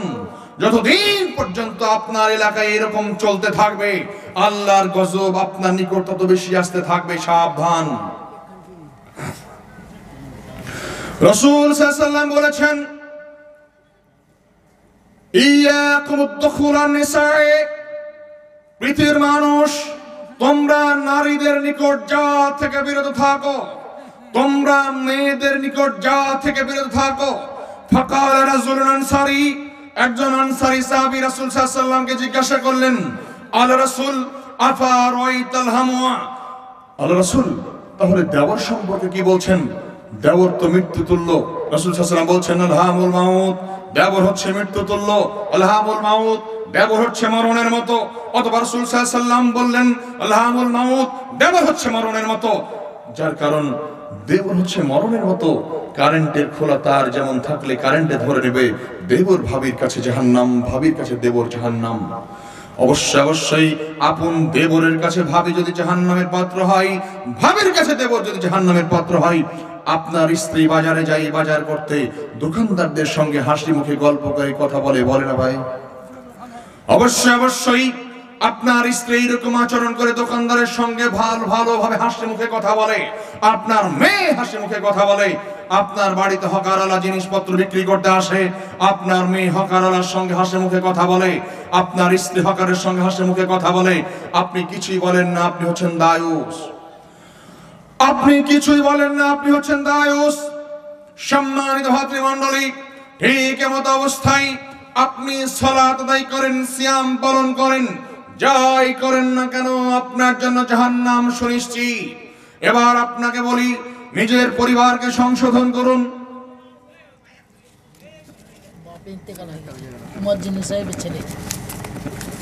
একজন ভাইয়ের পিতা মারা গেছে, 200 টাকা দেন। আল্লাহুম্মা গফির লাহু ওয়ারহামহু, আল্লাহ রাব্বুল আলামিন আপনার পিতামাতাকে ক্ষমা করুন। আল্লাহুম্মা আমিন। জান্নাতুল ফিরদাউস দান করুন, আমিন। বিয়ে শাদীর অনুষ্ঠানে সবচেয়ে বেশি জঘন্যতা হয়। এবার আপনার মেয়ের বিয়েতে হাজারো যুবতী আপনার বাড়িতে এসে একত্রিত হচ্ছে। শুধু তাই নয়, বিয়ে শাদীর অনুষ্ঠানে গান বাজনা বাজে। গান বাজনা বাজে না? যে সমস্ত বাড়িতে গান বাজে, মনে রাখেন রাসূল সাল্লাল্লাহু আলাইহি ওয়াসাল্লাম বলছেন, গানকে হারাম করা হয়েছে। হারাম আলাইকুম, তোমাদের জন্য হারাম করা হয়েছে। কুবাত, তোমাদের জন্য গান বাজনাকে হারাম করা হয়েছে। সম্মানিত ভাতৃমণ্ডলী, আপনি যে গান বাজনা করছেন এগুলো হচ্ছে সব হারাম। শুনুন, আপনার বাড়িতে বিয়ে শাদীর অনুষ্ঠানে গান বাজনা বাজলে সেটা হারাম। যে বাড়িতে গান বাজনা বাজে এই বাড়িতে দাওয়াত খেতে যাবেন না। যেই বাড়িতে গান বাজনা বাজে এই বাড়িতে নিমন্ত্রণ খেতে যাবেন না। যে বাড়িতে গান বাজনা বাজবে এই বাড়ির বিয়ের অনুষ্ঠানে নিমন্ত্রণ খেতে যাবেন না, সাবধান। অবশ্যই এটা জাহেলিয়াতের বাড়ি, এই বাড়িতে বেহায়াপনার বাড়ি, এই বেহায়া লোকের বাড়িতে দাওয়াত খেতে, নিমন্ত্রণ খেতে আপনি যেতে পারেন না। আর একটা বিষয় লক্ষণীয়, ছেলের বিয়ে দিয়েছেন, ছেলের বিয়ে দিয়ে এবার বউটাকে বাইরে বসিয়ে রেখে টাকা আদায় করছেন। এক শ্রেণী মানুষ করে না ভাই? আপনার এলাকায় মনে করে না? মুর্শিদাবাদ আর মালদাতে ব্যাপকই করে, এলাকায় করে। বলেন তো, যারা এগুলি করে এরা মানুষ না পশু? মানুষ রূপী পশু। মানুষের পশুর লজ্জা শরম কিছুটা হলেও আছে। কুকুর পায়খানা করে মাটিতে ঢেকে রাখে, কুকুর প্রস্রাব করে একটু সাইডে যে, বিড়াল পায়খানা করে ঢেকে রাখে। শুধু তাই নয়, একজন নর পশু তার জোড়াকৃত নারী পশুর পাশে যদি কেউ যায়, সে তাকে কিন্তু আঘাত করে। দেখেছেন? খেয়াল করে দেখবেন, বিভিন্ন চ্যানেলে দেখায়, পশু পাখির চ্যানেলে। অবশ্যই একটা বিষয় মনে রাখবেন, আপনি বিয়ে করে নিয়ে এসেছেন আপনার বউকে হাজারো মানুষকে সাজিয়ে দেখাবেন, এটা তো রুচির ব্যাপার। আপনার রুচি এত কম। শুনুন, আপনার ছেলের রুচি এত কম, আপনার রুচি এত কম। ছেলেটার বিয়ে দিয়ে নিয়ে এসেছেন, বৌমাটাকে বাইরে বসিয়ে রেখেছেন, বেহায়ের মতো, অসভ্যের মতো, নোংরার মতো, জঘন্যের মতো। যারা পশ্চিমা রাষ্ট্রের মানুষ, যারা পর্দা কি জিনিস বুঝে না, বিয়ের আগে 3-4টি ছেলে হয়, এইরকম জেনাকারী ব্যক্তির মতো আপনার আচরণ কেন হবে? আপনার স্ত্রীটাকে, নতুন বউ, বাইরে বেশ্যার মতো সাজিয়ে বসিয়ে রেখেছেন যেন মানুষ এসে দেখে বেশি টাকা দেয় সেই জন্য। আপনার ছেলের বউটাকে বেশ্যার মতো সাজিয়ে বাইরে বসিয়ে রেখেছেন যাতে মানুষ এসে দেখে বেশি টাকা দেয় সেজন্য। ছোট লোকের বাচ্চার মতো আচরণ করবেন না, একটু সাবধান। যে সমস্ত ভাই চলে গেলেন, মাইকের আওয়াজ যত দূর যাচ্ছে অন্তত মনে রাখেন, এই সমস্ত জঘন্যতা, ছেলের বউকে সাজিয়ে নিজের স্ত্রীকে, নতুন বউকে বাইরে বসিয়ে রেখে যে টাকা আদায় করার প্রথা চলছে, যতদিন পর্যন্ত চলবে ভারতের মাটিতে, যতদিন পর্যন্ত চলবে দিনাজপুরের মাটিতে, ততদিন পর্যন্ত আল্লাহর গজব আসতেই থাকবে, ঠেকানোর কোনো শক্তি নেই। শুনুন, অবশ্যই অবশ্যই এইটা জাহেলিয়াত, অবশ্যই অবশ্যই এটা জঘন্যতা, এটা অসভ্যতা, এটা নোংরা, এটা বেশ্যা প্রথা। এই বেশ্যা প্রথা থেকে সাবধান থাকুন। আপনি বেশ্যাবৃত্তিকে চালু করছেন সমাজে, এইটা হচ্ছে হারাম, নাজায়েজ, জঘন্যতা, এইটা অবশ্যই অবশ্যই জঘন্যতার জাহেলিয়াত। এইখান থেকে বিরত থাকুন। সম্মানিত ভাই, আপনাকে বলছি, যে সমস্ত বাড়িতে এই সমস্ত কার্যকলাপ হয়, এরা সব দায়ুস। রাসূল সাল্লাল্লাহু আলাইহি ওয়াসাল্লাম বলছেন, দায়ুস জান্নাতে যাবে না, দায়ুসের জন্য জান্নাত হারাম। রাসূল সাল্লাল্লাহু আলাইহি ওয়াসাল্লাম বলেন, মা তারাকতু বাদি ফিতনাতান ওয়া যাররা আলা রিজালি মিনান নিসা, আমি ছাড়িনি কোনো ফিতনা পৃথিবীর মানুষের জন্য, শুধুমাত্র মহিলা ব্যতীত। মহিলা হচ্ছে সবচেয়ে বড় ধ্বংসাত্মক বস্তু, মহিলা হচ্ছে সবচেয়ে বিপজ্জনক বস্তু। সমস্ত ফিতনাকে মানুষের জন্য দূর করেছি, শুধুমাত্র মহিলাদেরকেই পারেনি।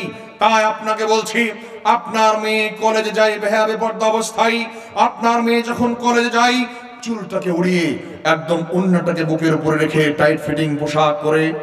এই জন্য রাসূল সাল্লাল্লাহু আলাইহি ওয়াসাল্লাম স্পেশালি হাদিস বর্ণনা করছেন। রাসূল সাল্লাল্লাহু আলাইহি ওয়াসাল্লাম বলছেন, নিসাউন কাসিয়াতুন আরিয়াতুন, মেয়েরা যখন পোশাক পরে তখন উলঙ্গ পোশাক, এক শ্রেণীর মেয়ে পোশাক পরে উলঙ্গ পোশাক। অতএব রাসূল সাল্লাল্লাহু আলাইহি ওয়াসাল্লাম বললেন উলঙ্গ পোশাকের কথা। উলঙ্গ পোশাক আবার কি করে হয়? যে পোশাক পরলে একটা মেয়ের শরীর সম্পর্কে স্পষ্ট বোঝা যায়, যে পোশাক পরলে একটা মেয়ের শরীর সম্পর্কে স্পষ্ট বোঝা যায়, এইটা হচ্ছে উলঙ্গ পোশাক।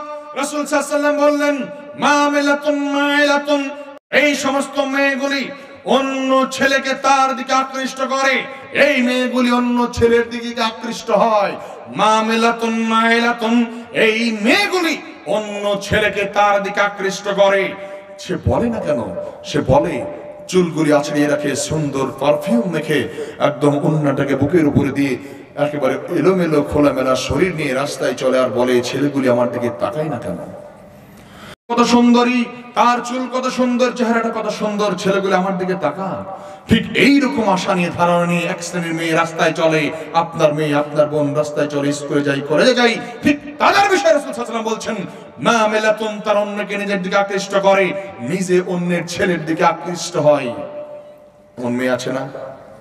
শুধু তাই নয়, রাসূল সাল্লাল্লাহু আলাইহি ওয়াসাল্লাম বলছেন, আপনার মেয়ে, আপনার স্ত্রী সম্পর্কে, এই ধরনের বোন সম্পর্কে বলছেন, লা ইয়াদখুলুল জান্নাহ, এই সমস্ত মেয়েরা জান্নাতে যাবে না। লা ইয়াদখুলুল জান্নাহ, এই সমস্ত মেয়েরা জান্নাতে যাবে না। ওয়া ইয়াজিদনা রিহাহা, শুধু জান্নাতে যাবে না তো যাবেই না, জান্নাতের সুগন্ধিটাও পাবে না। সহিহ বুখারী হাদিস, রাসূল সাল্লাল্লাহু আলাইহি ওয়াসাল্লাম বলছেন, 40 বছরের দূরত্বের পথ, 40 বছরের দূরত্বের পথ, 40 বছর দ্রুতগামী কোন বিমান, দ্রুতগামী কোন ঘোড়া চড়ে যদি 40 বছর কেউ যায়, 40 বছর যাওয়ার পরে যত দূর যাবে, রাসূল সাল্লাল্লাহু আলাইহি ওয়াসাল্লাম বলছেন, তত দূর থেকে জান্নাতের সুগন্ধিটা পাওয়া যাবে। আপনার মেয়ে জাহান্নামে গেলেও এই সুগন্ধিটা পাবে না। বোঝা যাচ্ছে অন্য অপরাধীরা জাহান্নাম থেকে জান্নাতের সুগন্ধি পাবে, কিন্তু আপনার মেয়ে, এই ধরনের নারীরা এইরকম আচরণ, বেহাবেপর্দা আচরণের কারণে, জঘন্যতম আচরণের কারণে তারা জান্নাতের সুগন্ধিটাও পাবে না। সম্মানিত ভাতৃমণ্ডলী, ভাই আপনাকে বলছি, যারা বিয়ে করেছেন 20 বছর আগে, এখন স্ত্রীকে বোরখা কিনে দেননি, এক শ্রেণীর মা যাদেরকে বলছি আপনারা আছেন, আপনাকে আপনার স্বামী এখনো বোরখা কিনে দেয়নি। বোন, আপনাকে বলছি, আপনার পিতা আজ পর্যন্ত বোরখা কিনে দেয়নি। ভাই, আপনাকে বলছি, মেয়েকে বোরখা কিনে দিন, অবশ্যই স্ত্রীকে বোরখা কিনে দিন। মুরব্বী, আপনাকে বলছি, আপনার স্ত্রীকে অবশ্যই বোরখা কিনে দিন, মেয়েটাকে বোরখা কিনে দিন। বোন, আপনাকে বলছি, পিতাকে বলে বোরখা কিনে নিন। আপনাকে বলছি, পিতাকে বলে বোরখা কিনে নিন, স্বামীকে বলে বোরখা কিনে নেবেন। বোরখা পরে পদ্মাশীল হন, কারণ রাসূল সাল্লাল্লাহু আলাইহি ওয়াসাল্লাম বলছেন, ইবনে আব্বাস রাদিয়াল্লাহু তাআলা বলেন, রাসূল সাল্লাল্লাহু আলাইহি ওয়াসাল্লাম বলছেন, তালাতু ফিল জান্নাহ ফারাআইতু আকতার আহলিহাল ফুকারা, আমি জান্নাতের দিকে লক্ষ্য করলাম, তাকিয়ে দেখলাম সেখানে শুধু নারী আর নারী। আমি জান্নাতের দিকে লক্ষ্য করলাম, সেখানে শুধু গরিব, ফকির, মিসকিন। আমি জান্নাতে তাকিয়ে দেখলাম, সেখানে শুধু গরিব, ফকির, মিসকিন। অতঃপর রাসূল সাল্লাল্লাহু আলাইহি ওয়াসাল্লাম বলছেন, তলাতু ফিন্নার ফারাইতু আকসারা আহলিহান নিসা, আমি জাহান্নামের দিকে লক্ষ্য করলাম, ভালোভাবে তাকিয়ে দেখলাম সেইখানে শুধু মহিলা আর মহিলা, মহিলা দিয়ে জাহান্নাম ভর্তি, মহিলার মহিলা, মহিলা দিয়ে জাহান্নাম ভর্তি। সম্মানিত ভাতৃমণ্ডলী, আপনাকে বলছি, মা আপনাকে বলছি, বোন আপনাকে বলছি, যারা আমার আলোচনা শুনছেন, জান্নাতে বেশি বেশি গরিব ফকির মিসকিন, যারা ধনী মানুষ, টাকা অনেক, 20 বিঘা 10 বিঘা ভুট্টা, 5 বিঘা ভুট্টা ওসুর দেয় না, এরা জান্নাতে কোনোদিন যাবে না। 10 বিঘা 20 বিঘা জমির মালিক আপনি, 30 বিঘা জমির মালিক, ভুট্টা আছে, আবাদ আছে, ওসুর দেন না, আপনি জান্নাতে যাবেন না।